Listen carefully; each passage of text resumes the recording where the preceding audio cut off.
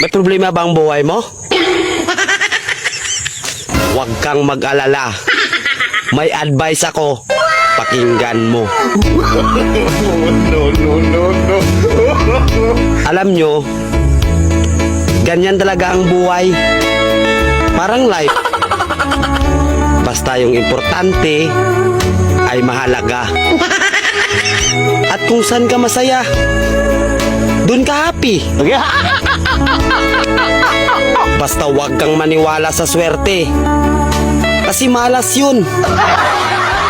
Minsan ay sometimes. Kaya matuto tayong tumanggap ng acceptance.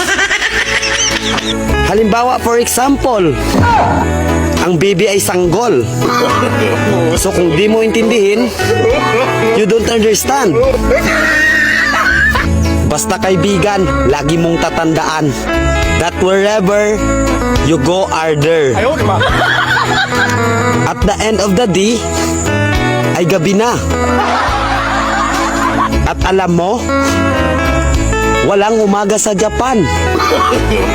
Kasi lahat sila ay hapon.